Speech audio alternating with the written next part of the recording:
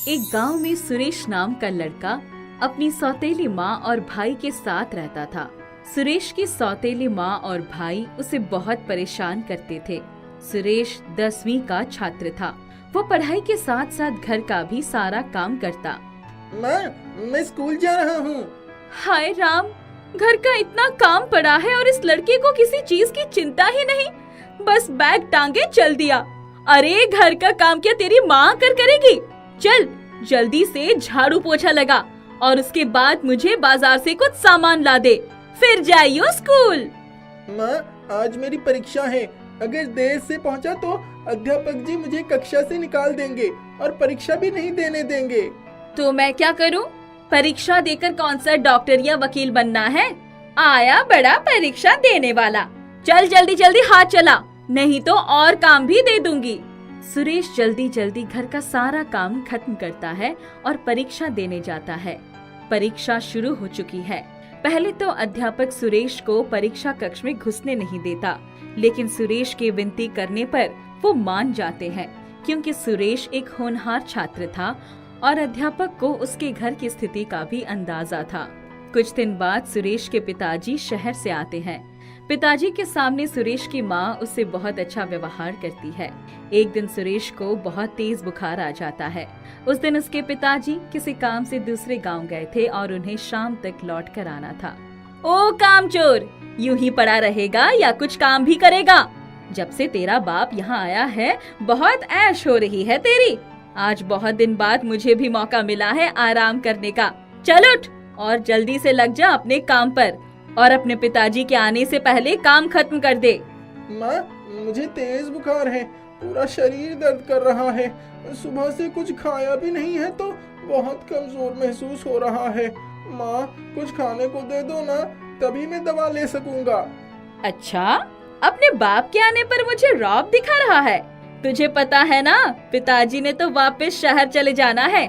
उसके बाद तूने हम लोगों के साथ ही रहना है। तब देखियो हम तेरा क्या हाल करेंगे।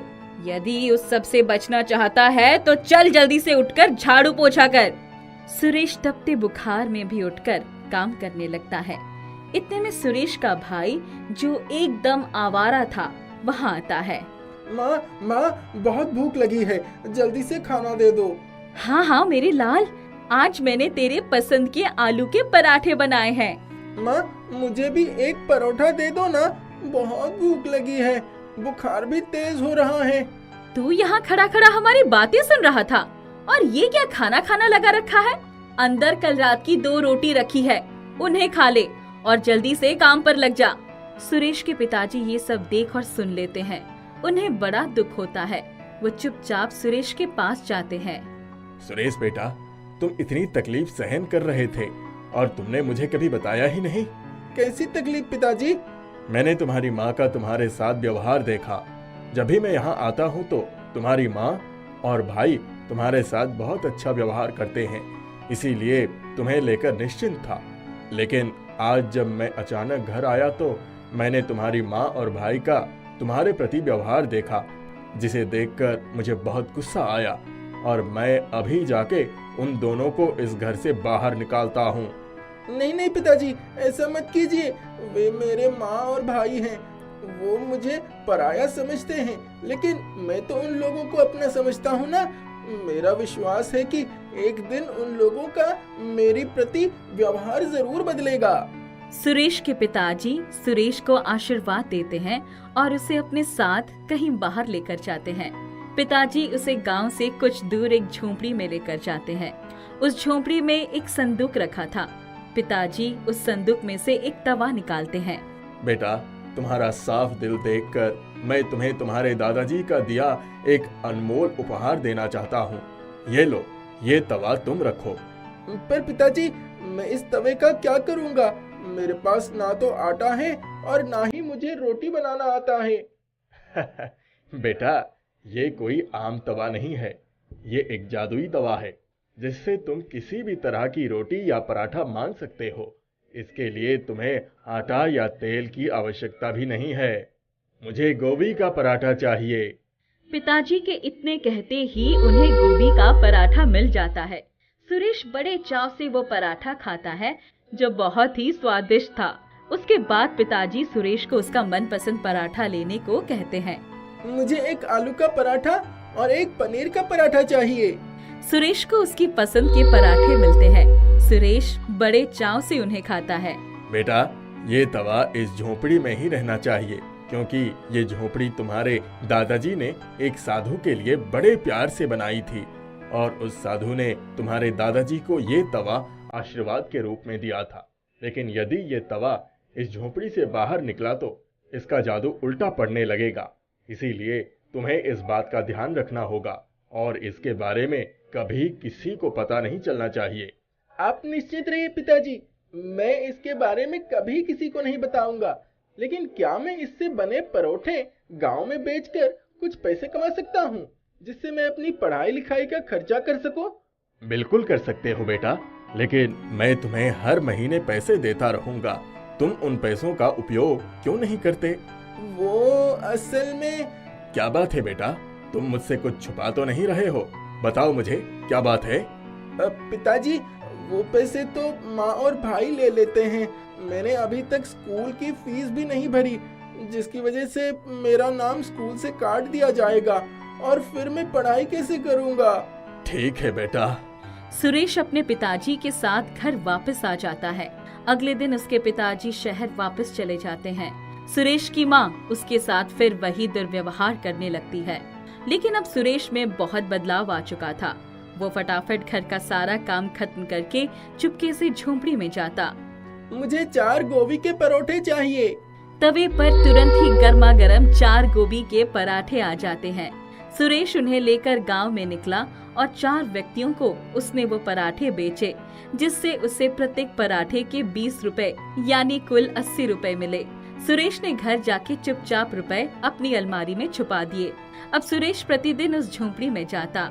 मुझे 6 परोठे आलू के और 6 परोठे पनीर के चाहिए। तवा सुरेश को गर्मा गर्म पराठे दे देता है। सुरेश वो पराठे लेकर गांव में जाकर बेचता है, जिससे उसे अच्छे पैसे मिल जाते हैं। सुरेश के पराठों का गांव में बहुत नाम होने लगा था। एक दिन सुरेश का सौतेला भाई उसे पराठे बेचते देख लेता है। ये सुरेश के पास इतने पैसे कहाँ से आए जो इतने सारे परोठे बेचने के लिए लेकर आया है? जरूर कुछ तो गड़बड़ है। माँ को जाकर बताता हूँ। माँ, जानती हो आज मैंने बाजार में क्या देखा? अरे क्या हुआ? कोई भूत वो देख लिया क्या? अरे माँ, क्या तुम भी कैसी बातें करती हो? मैंने तो उस सुरेश के बच्चे को परोठे बेचते देखा है। तू तो जाके अपने दिमाग का इलाज करा। उसके पास इतने पैसे हैं जो पराठे खरीद सके और बेच सके। तूने किसी और को देखा होगा। नहीं माँ, मैं सच कह रहा हूँ। आपको विश्वास नहीं होता तो चलो अभी आप मेरे साथ बाजार चलो और अपनी आँखों से देखो, वो अभी भी बाजार में परोठे बेचता है। माँ और भाई दोनों बाजार जाते हैं, जहाँ सुरेश अभी पराठे बेच रहा था। इसके पास इतने पैसे कहाँ से आए? चल अभी चलकर इसकी खबर लेती हूँ। नहीं माँ, यहीं रुको। हम उसका पीछा करते हैं और देखते हैं कि आखिर ये पैसे कहाँ से लाता है। सुरेश बाजार में पराठे बेचने के बाद झोंपड़ी की ओर जाता है। सुरेश की माँ और भाई उसका चुपके से पीछा करते हैं। सुरेश झोंपड़ी में जाके तवे से और पराठे मांगता है। सुरेश की माँ और भाई खिड़की से सब देख लेते हैं। अच्छा, तो ये सब इस जादुई तवे का कमाल है। चलो माँ, चलकर हम ये तवा चुरा लेते हैं।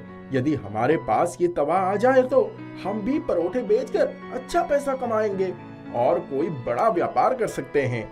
माँ को भाई की बात जंचती है। जैसे ही सुरेश झोंपड़ी से बाहर जाता है, दोनों मौका पाकर तवा चुरा लेते हैं। वे लोग तवे को अपने घर ले जाते हैं। ए तवे, चल जल्दी से 4 आलू के पराठे दे हमको। माँ और भाई पराठे का इंतजार कर रहे थे, लेकिन ये क्या, इसमें तो चूहे निकल आए। सुरेश की माँ और भाई बहुत डर जाते हैं। वे किसी तरह चूहों को भगाते हैं। माँ, चलो एक बार फिर से प्रयास करते हैं। हमें 4 गोभी के पराठे दे।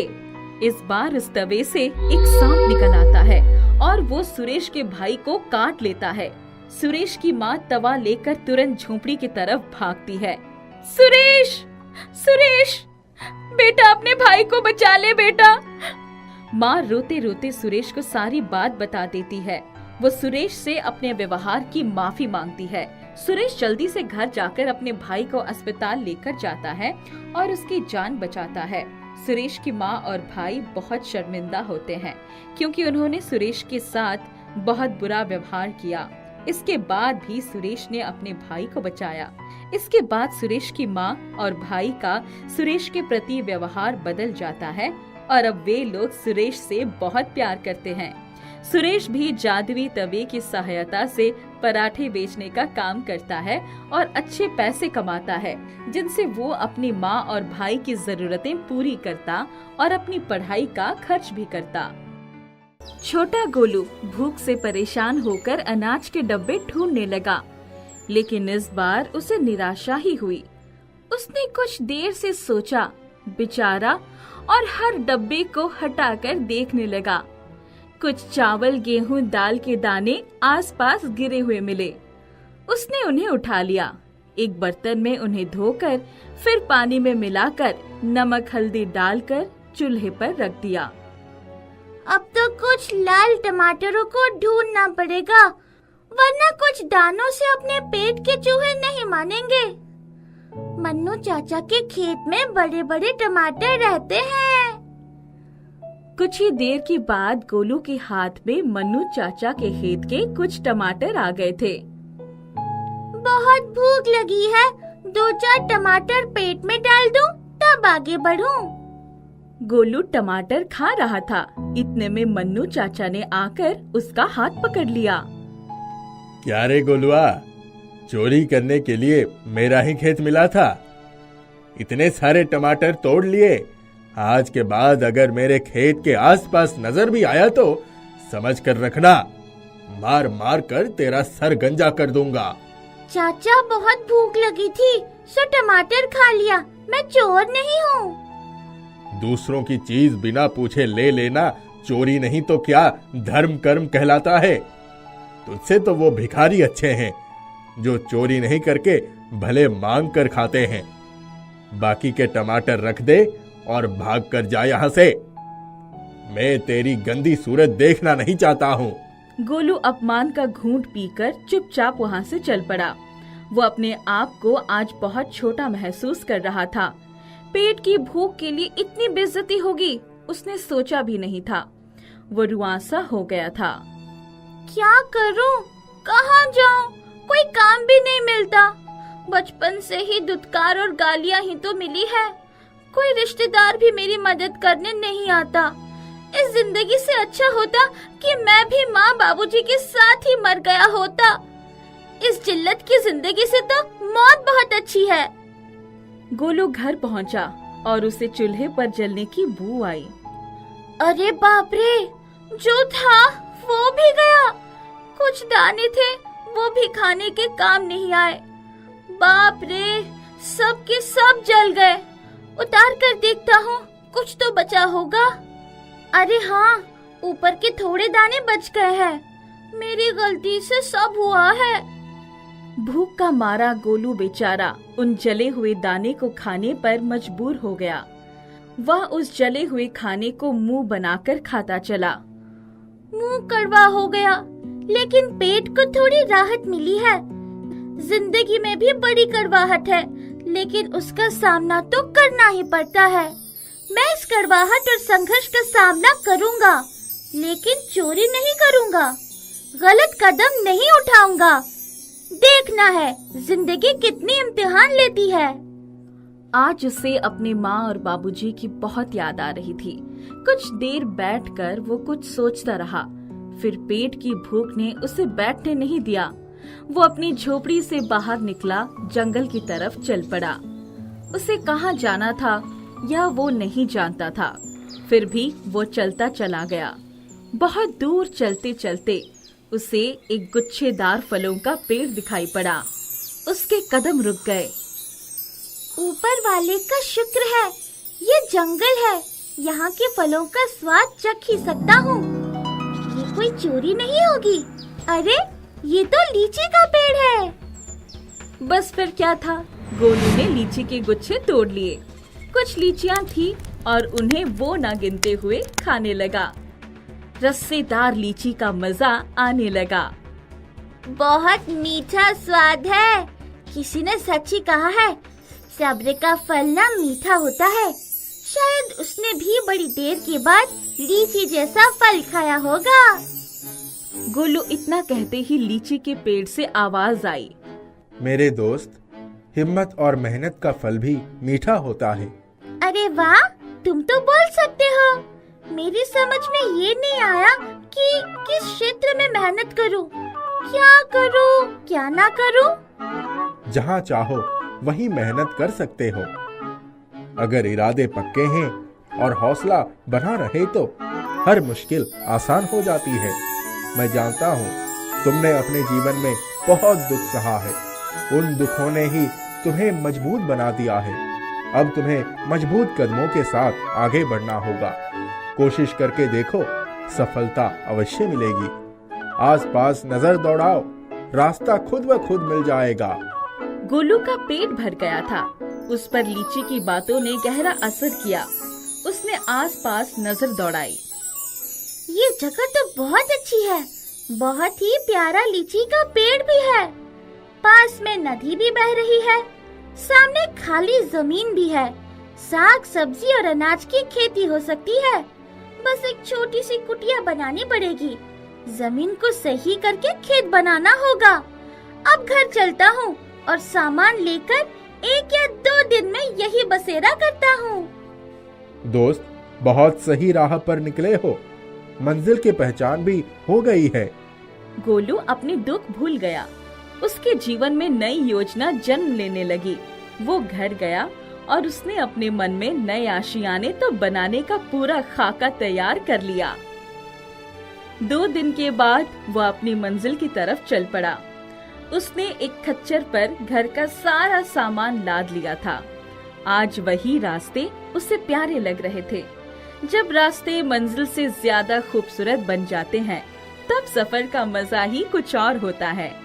उसके मन में नया हौसला जन्म ले चुका था। वो चलते चलते अपनी मंजिल पर पहुंच गया। उसने अपना सामान उतारा और आसपास नजर डाली तो चौंक गया। उसने पहले जहां लीची का फल खाया था, आसपास लीची के कई छोटे पौधे उगाए थे।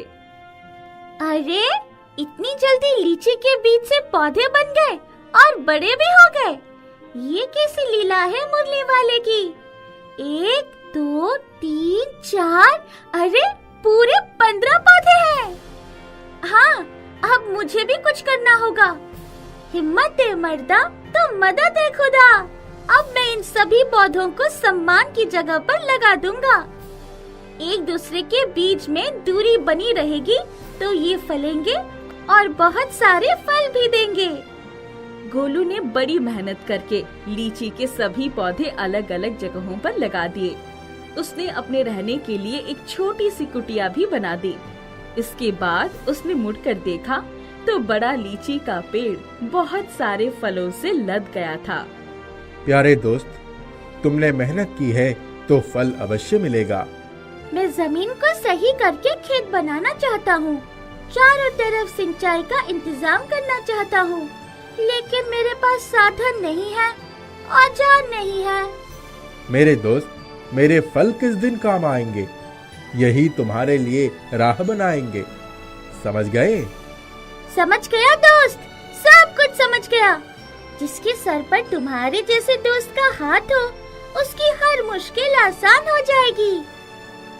गोलू ने बहुत सारे लीची के फल तोड़े और बाजार में ले जाकर बेच दिया।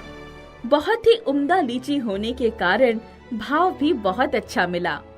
गोलू ने अच्छा औजार खरीदे और कुछ घर का सामान खरीदा और खच्चर पर लादकर अपने निवास स्थान के पास चला आया। गोलू ने आसपास की जमीन को खेती लायक बनाना शुरू कर दिया और दूसरी तरफ लीची के छोटे छोटे पौधे बड़े होने लगे। वो बहुत ही जल्दी तैयार हो गए। वो दिन भी आ गया जब सारे लीची के पेड़ बहुत सारे फलों से सज गए। दूसरी तरफ गोलू ने साग सब्जी और अनाज की खेती भी की। उसे व्यापार में अच्छा खासा लाभ होने लगा और माली हालत सुधरने लगी।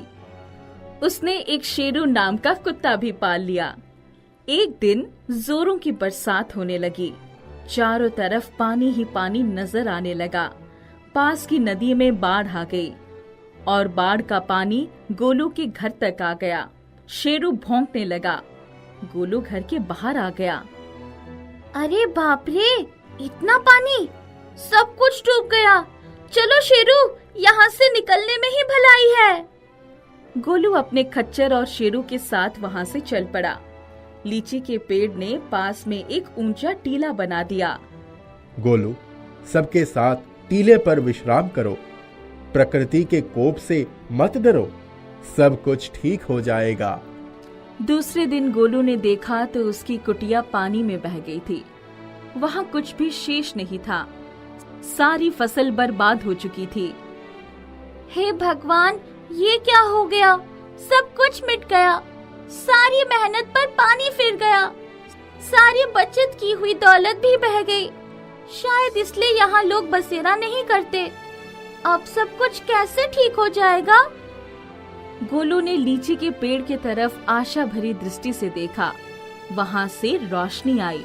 दूसरे ही पल गोलू के लिए एक शानदार घर तैयार हो गया। शेरू आसपास दिखाई नहीं पड़ रहा था। शेरू, कहाँ चले गए? अब तो घर भी बन गया। इतने में गोलू ने शेरू को अपने मुंह में एक पोटली लटकाए आते हुए देखा। गोलू ने दौड़कर वो पोटली ले ली। उसकी बचत की सारी कमाई उस पोटली में ही तो थी। वाह मेरे शेरू, तुमने तो कमाल कर दिया। फिर से माला माल कर दिया। मेरे दोस्त गोलू, चारों तरफ नजर दौड़ाओ और लीची के फलों को बाजार पहुंचाओ।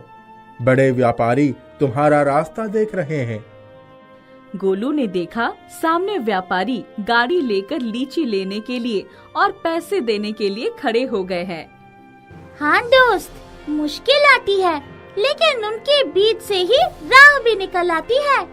तुम्हारे कड़े संघर्ष के छालों ने ही तुम्हें बुलंदी पर पहुंचाने की राह बनाई है।